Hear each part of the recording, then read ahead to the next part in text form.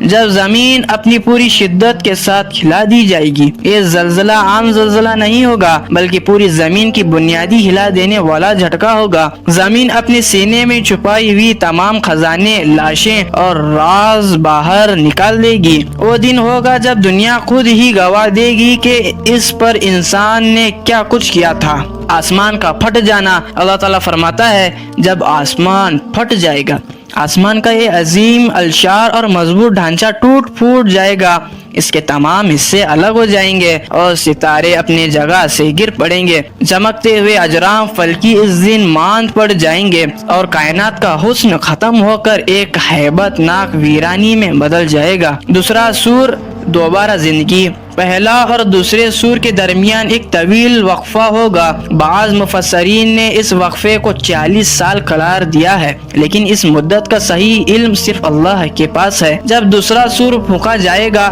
تو یہ قیامت کی حقیقی آغاز کی علامت ہوگا۔ اللہ تعالیٰ فرماتا ہے پھر اس میں دوبارہ پھونکا جائے گا تو سب کھڑے دیکھتے ہوں گے۔ اس دن زمین و آسمان میں رہنے والے ہر روح کو دوبارہ زندہ کر کے اٹھا کر کھڑا کیا جائے گا تاکہ وہ اپنے رب کے حضور حساب دینے کے لیے حاضر ہو۔ زمین کے میدان حشر میں بن جانا، جب سب لوگ دوبارہ زندہ ہوں گے تو انہیں ایک ایسے زمین پر جمع کیا جائے گا جو اس دنیا کی زمین سے بالکل مختلف ہوگی۔ اللہ تعالیٰ فرماتا ہے جس دن زمین کو اس کے علاوہ دوسری زمین سے بدل دیا جائے گا اور آسمان بھی۔ یہ زمین بالکل ہموار ہوگی، نہ کوئی پہاڑ ہوگا، نہ درخت، نہ کوئی عمارت، صرف ایک وسیع اور عریض اور چمکتی ہوئی میدان کی مانند زمین ہوگی جہاں چھپنے کی کوئی جگہ نہ ہوگی۔ سب کا برہنہ اور تنہا ہونا۔ نبی کریم صلی اللہ علیہ وسلم نے فرمایا تم لوگ قیامت کے دن ننگے پاؤں، ننگے بدن اور بغیر ختنہ کے اٹھائے جاؤ گے۔ دنیا کے مال و دولت، عہدے اور طاقت سب ختم ہو چکے ہوں گے۔ اس دن ہر انسان بالکل تنہا اپنے اعمال کے ساتھ اپنے رب کے سامنے کھڑا ہوگا۔ حشر کا خوفناک منظر۔ اس دن سورج زمین کے بہت قریب لایا جائے گا۔ حدیث میں آتا ہے کہ سورج 1 میل کے فاصلے پر ہوگا اور گرمی کی شدت ایسی ہوگی کہ لوگ پسینے میں ڈوبے ہوئے ہوں گے۔ کسی کا پسینہ ٹخنوں تک ہوگا، کسی کا گھٹنوں تک، کسی کا کمر تک، کسی کا منہ تک ڈھانپ لے گا۔ مسلم شریف کی حدیث ہے۔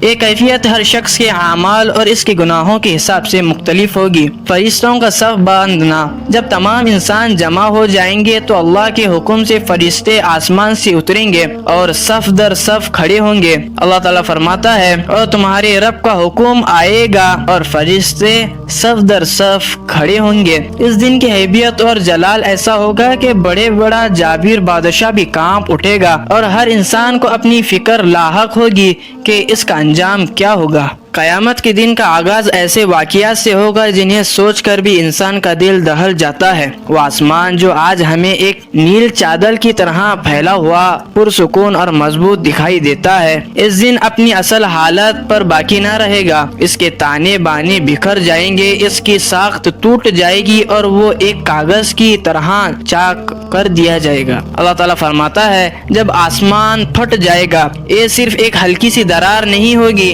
بلکہ ایسا شگاف ہوگا جس کے نتیجے میں آسمان اپنی تمام حیبیت و شوکت کے ساتھ ٹوٹ پھوٹ جائے گا۔ اس منظر کو دیکھنے والا کوئی انسان یا جن سنبھل نہ سکے گا۔ آج ہم زمین پر رہتے ہوئے آسمان کی وسیع کو ناپ نہ سکتے، مگر جب وہ ٹوٹ کر بکھرے گا تو اس کے ٹکڑے اور دراریں کائنات کے ہر گوشے میں پھیل جائے گی۔ قرآن مجید میں اللہ تعالیٰ فرماتا ہے جب آسمان پھٹ جائے گا اور ستارے بکھر جائیں گے۔ یہ وہی ستارے ہیں جو صدیوں سے رات کے آسمان کو زینت بخشے ہوئے ہیں۔ ان کی روشنی اور چمک، ان کا ایک ترتیب کے ساتھ چلنا کائنات کے نظام کا حصہ ہے، لیکن اس دن یہ نظام ٹوٹ جائے گا۔